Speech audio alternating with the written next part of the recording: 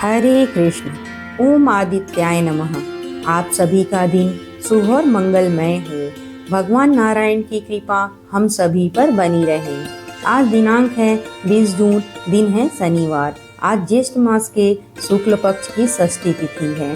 षष्ठी तिथि आज दोपहर 3:46 तक रहेगी और उसके बाद में सप्तमी तिथि प्रारंभ हो जाएगी। प्रिय श्रोताओं, आज की कथा से पहले आइए मन को स्थिर करें और आत्मा को समर्पण के भाव से भरें। ज्येष्ठ मास की यह आध्यात्मिक यात्रा हमें एक एक दिन के साथ साथ यह सिखा रही है कि जब मनुष्य अपने बल पर नहीं टिकता तब वह भगवान की शरण में जाता है और वही क्षण उनका वास्तविक उत्थान होता है। शरणागति कोई हार नहीं बल्कि वह सर्वोच्च बुद्धि है जो यह जान चुकी है कि ईश्वर की इच्छा ही सबसे श्रेष्ठ है। आज 20वें दिन हम सच्चे मन से प्रार्थना करते हैं। हे श्री कृष्ण, हे सूर्य देव, हमारा अहम आपके चरणों में समर्पित है। हमारी बुद्धि, कर्म और जीवन आपकी इच्छा के अनुसार चले। बस यही कृपा हम सब पर बनी रहे। तो आइए कथा के उस अगली कड़ी की ओर बढ़े जहां यह शरणागति हमें और अधिक सशक्त, शांत और प्रबुद्ध बनाएगी। आइए अब आज की कथा सुनते हैं। देव ऋषि नारद कहते हैं, हे यशूद शार्दूल, मैं सभी देवों की प्रतिमा का लक्षण, विशेष रूप से आदित्य सूर्य देव की प्रतिमा का लक्षण कहता हूँ। भगवान सूर्य की प्रतिमा 1 हाथ, 2 हाथ, 3 हाथ या 7 हाथ लंबी अथवा देवालय के द्वार के प्रमाण के अनुसार बनवानी चाहिए। 1 हाथ की प्रतिमा सौम्य होती है, 2 हाथ की प्रतिमा धन और अन्य प्रदान करती है, 3 हाथ की प्रतिमा से सभी कार्य सिद्ध होते हैं। 3 हाथ लंबी प्रतिमा की स्थापना से राष्ट्र में सुभिक्ष, कल्याण और आरोग्य की प्राप्ति होती है। जिस प्रतिमा के अग्रभाग, मध्य भाग और मूल भाग में सौम्यता हो उसे गांधर्वी प्रतिमा कहा जाता है और वह धन्य धान्य प्रदान करती है। मंदिर के द्वार का जितना विस्तार हो उसका 8वां भाग ही प्रतिमा का मान होना चाहिए। भगवान सूर्य की प्रतिमा इस प्रकार होनी चाहिए: विशाल नेत्र कमल के समान, मुख रक्त वर्ण बिंब के समान, सुंदर होंठ, मनोहर रत्न चटित मुकुट से अलंकृत, मस्तक पर मणि कुंडल, कटक, अंगदहार आदि आभूषण से सुसज्जित, वे अभ्यंग तेजस्वी शरीर धारण किए हुए हों, हाथों में प्रफुल्लित कमल और स्वर्णमाला लिए हुए हों। ऐसी प्रतिमा अत्यंत सुंदर, सभी शुभ लक्षणों से युक्त और प्रजा का कल्याण करने वाली होती हैं। यह आरोग्य प्रदान करती हैं और भय का नाश करती हैं। हीन या विकृत अंगों वाली प्रतिमा अनिष्ट कारक होती है, इसलिए प्रतिमा सीधी और सुडौल बनवानी चाहिए। ब्रह्मा जी की प्रतिमा हाथ में कमंडल, कमलासन पर विराजमान और 4 मुखों से युक्त होनी चाहिए। कार्तिकेय जी की प्रतिमा कुमार स्वरूप, हाथ में शक्ति धारण किए हुए अत्यंत सुंदर होनी चाहिए और उनकी ध्वजा मयूर चिन्ह से युक्त होनी चाहिए। देवराज इंद्र की प्रतिमा 4 दांतों से युक्त, श्वेत धातु वाले ऐरावत हाथी पर अरुण और हाथी में व्रज धारण किए हुए बनवानी चाहिए। इस प्रकार सभी देवताओं की प्रतिमाएं शुभ लक्षणों से युक्त और अत्यंत सुंदर बनवानी चाहिए। देव ऋषि नारद आगे बोले, हे सांभ, भगवान सूर्य की इस प्रकार की प्रतिमा बनवाकर ईशान कोण में स्थापित करनी चाहिए। 4 तोरण, पल्लव, पुष्पमाला आदि से उन्हें सजाकर मंडप का निर्माण कराना चाहिए। काष्ठ की मूर्ति श्री विजय, बल, यश, आयु और धन प्रदान करती है। मिट्टी की प्रतिमा प्रजा का कल्याण करती है। मणिमय प्रतिमा कल्याण और सुभिक्षा देती है। स्वर्ण की प्रतिमा पुष्टि देती है। चांदी की कीर्ति, ताम्र की प्रजा वृद्धि और पाषाण प्रतिमा विपुल भूमि लाभ कराती है। लोहे, शीशे और रागी की मूर्तियां अनिष्ट करने वाली होती हैं, इसलिए इन्हें सूर्य मंदिर में कभी नहीं बनवाना चाहिए। सांब ने पूछा, हे नारद जी, भगवान सूर्य देव सर्ववेदमय कहे गए हैं, उनका यह सर्ववेदमय तत्व क्या है? देव ऋषि नारद बोले, सांब, तुमने बहुत अच्छा प्रश्न पूछा है, अब इसे ध्यान पूर्वक सुनो। भगवान सूर्य सर्ववेदमय हैं। उनके नेत्र में बुध और सोम स्थित हैं। ललाट में भगवान शिव, सिर में ब्रह्मा जी, कपाल में बृहस्पति, कंठ में एकादश रुद्र, दांतों में नक्षत्र और ग्रह स्थित हैं। ओठों में धर्म और अधर्म, जीवा में सर्वशास्त्र में देवी सरस्वती विराजमान हैं।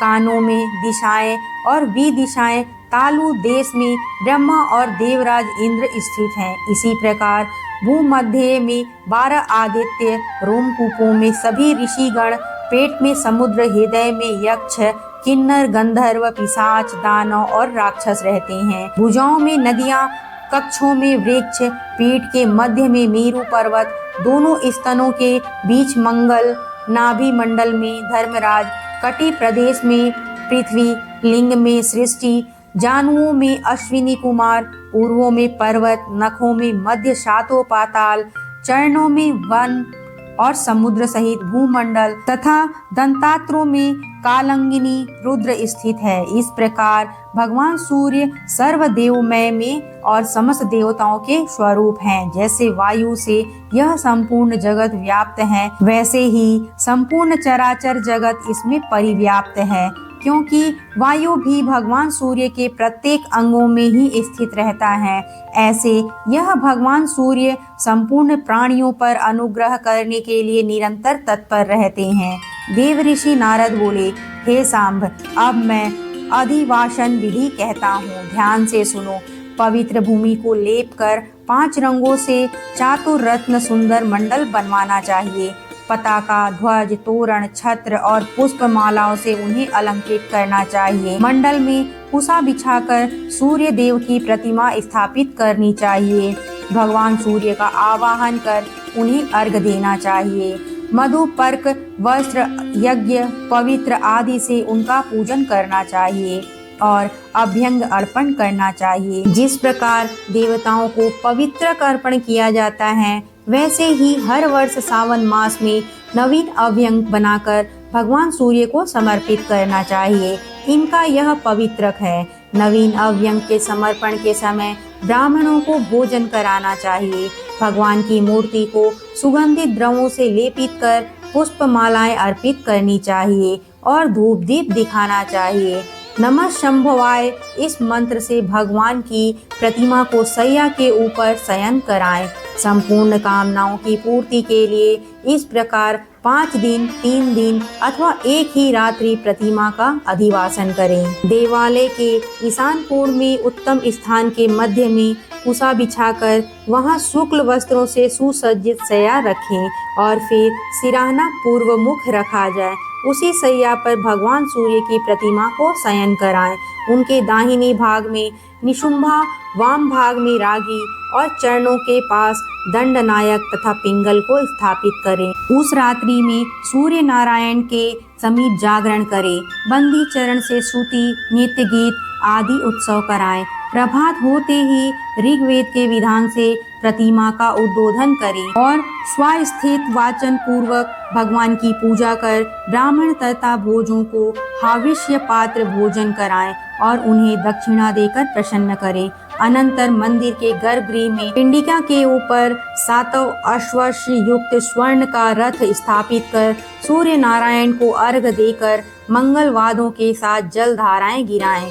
फिर उत्तम मुहूर्त और स्थिर लग्न में प्रतिमा की स्थापना करें। प्रतिमा का मुख नीचे ऊपर या अगल बगल तिरछा ना हो, बल्कि सीधा और एक सा रहे। भगवान सूर्य की प्रतिमा के दक्षिण भाग में और वाम भाग में क्रमशः निशुंभा और रगीज की प्रतिमा स्थापित करें। फिर मोदक, पायस, कुशल आदि से इंद्र आदि 10 दिव्यांगों का आह्वान और पूजन कर उन्हें बलि समर्पित करें। इसके बाद श्रुतियों और विविध उपचारों से सूर्य नारायण भगवान का पूजन कर ब्राह्मणों और भोजकों को भोजन कराएं और उन्हें दक्षिणा दान दें। इस प्रकार भक्तों द्वारा भक्ति पूर्वक प्रतिमा की स्थापना किए जाने पर वह उनकी सभी प्रकार कल्याण, मंगल और सुख समृद्धि की वृद्धि करते हैं और उसमें भगवान सूर्य का नित्य सानिध्य रहता है। सूर्य की स्थापना करने वाला व्यक्ति मोक्ष को प्राप्त करता है और उसे अगले 7 जन्मों तक आदि व्याधियां भी नहीं सताती। 3 दिनों तक प्रतिष्ठा के उत्सव में सम्मिलित रहने वाला व्यक्ति सूर्यलोक को जाता है। सूर्य नारायण की प्रतिमा की स्थापना करने से 10 अश्वमेध और 100 वाजपेय यज्ञ का फल प्राप्त होता है।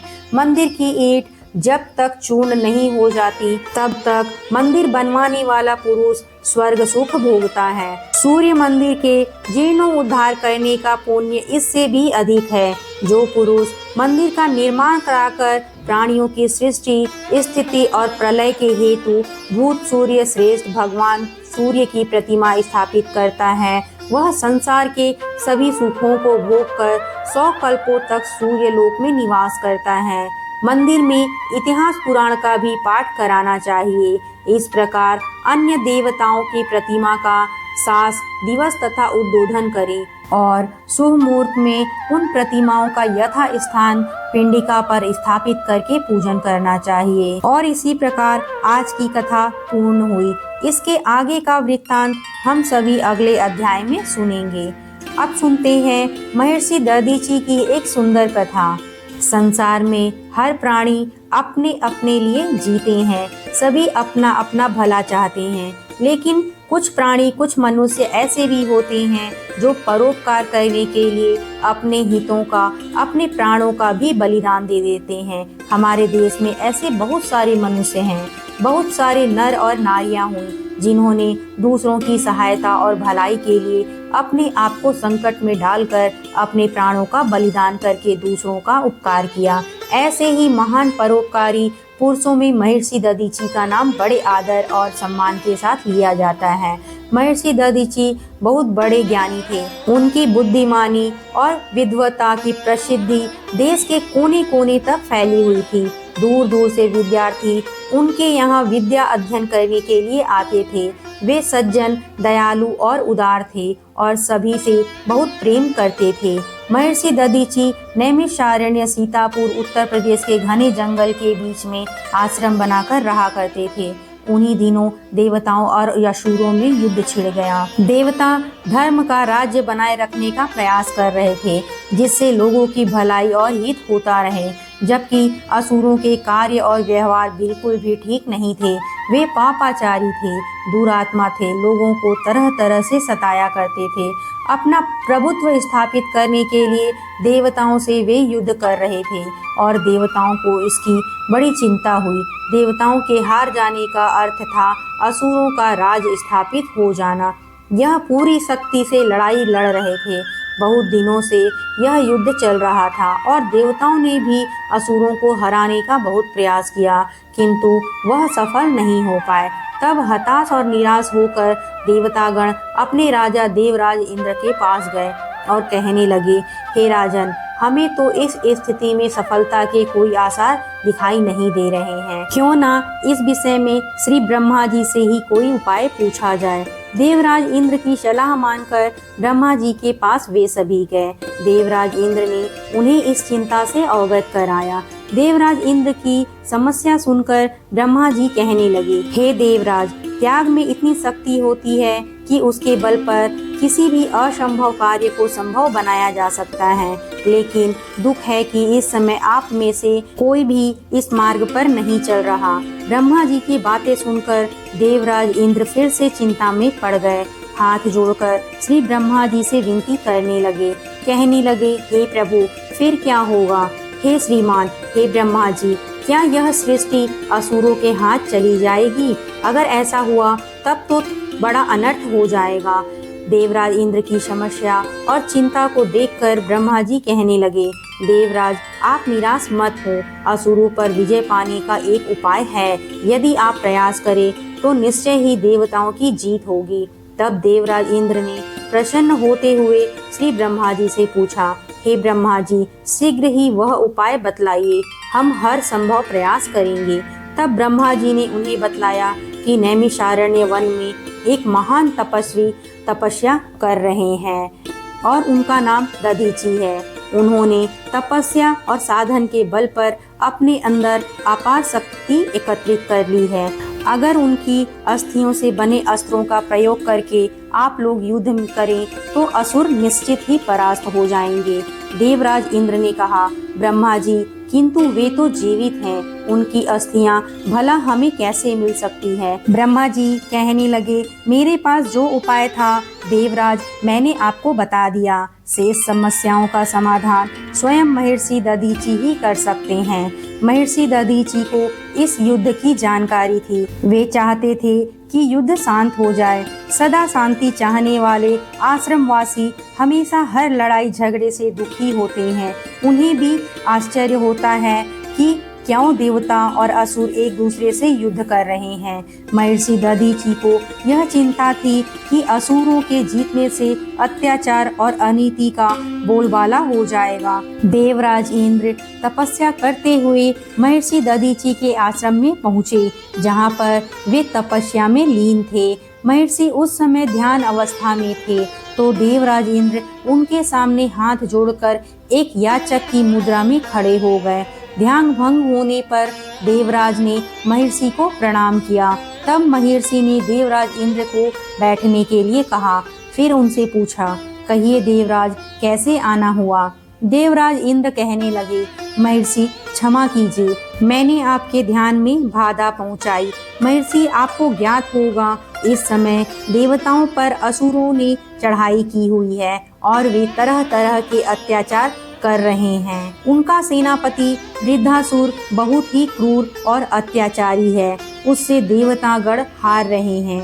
महर्षि दधीचि कहने लगे, देवराज मेरी भी चिंता का यही विषय है, आप इस विषय में श्री ब्रह्मा जी से बात क्यों नहीं करते। तो देवराज इंद्र कहने लगे, हे महर्षि मैं उनसे भी बात कर चुका हूँ, उन्होंने उपाय भी बताया है, किंतु क्या देवराज आप रुक क्यों गए। साफ साफ बताइए, अगर मेरे प्राणों की भी आवश्यकता होगी तो भी मैं सहज तैयार हूँ, बस विजय देवताओं की ही होनी चाहिए। महर्षि ने जब यह कहा तो देवराज इंद्र को कुछ साहस हुआ। साहस बटोर कर वे हाथ जोड़कर महर्षि से कहने लगे, हे महर्षि ब्रह्मा जी ने बताया कि आपकी अस्थियों से अस्त्र बनाए जाएं तो वह ब्रज के समान होगा। वृत्रासुर को मारने हेतु ऐसे ही ब्रज अस्त्र की आवश्यकता है। देवराज की बात सुनते ही महर्षि दधीचि का चेहरा कांतिमय हो उठा। उन्होंने सोचा, मैं धन्य हो गया, मेरा जीवन धन्य हो गया, मेरा शरीर भले कार्य के लिए प्रयोग में आएगा। यह सोचकर उनका रोम रोम खिल उठा। बड़ी प्रसन्नता के साथ महर्षि दधीचि बोले, देवराज आपकी इच्छा अवश्य पूरी होगी। मेरे लिए इससे ज्यादा गौरव की बात भला और क्या हो सकती है। आप निश्चय ही मेरी अस्थियों से व्रज बनवाएं और असुरों का विनाश कर चारों ओर सुख शांति की स्थापना करें। तब दधीचि ने भय और चिंता से मुक्त होकर अपने नेत्र बंद कर दिए। उन्होंने योग बल से अपने प्राणों को अपने शरीर से अलग कर दिया। उनका शरीर निर्जीव हो गया। तब देवराज इंद्र बड़े आदर से उनके मृत शरीर को प्रणाम कर अपने साथ ले गए। महर्षि की अस्थियों से व्रज बना, जिसके प्रहार से वृत्रासुर मारा गया। असुर पराजित हुए और देवताओं की इस युद्ध में जीत हुई। महर्षि दधीचि को उनके इस महान त्याग के लिए आज भी हम सब लोग बड़ी श्रद्धा से याद करते हैं और नैमिषारण्य में हर वर्ष फागुन महीने में उनकी स्मृति में, उनकी याद में विशाल मेले का आयोजन भी होता है। और यह मेला महर्षि के त्याग और मानव सेवा के भावों की याद भी दिलाता है। यह थी आज की कथा।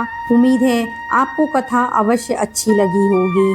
अगर कथा अच्छी लगी तो वीडियो को लाइक, सब्सक्राइब और शेयर जरूर कीजिएगा। जय सूर्य नारायण की।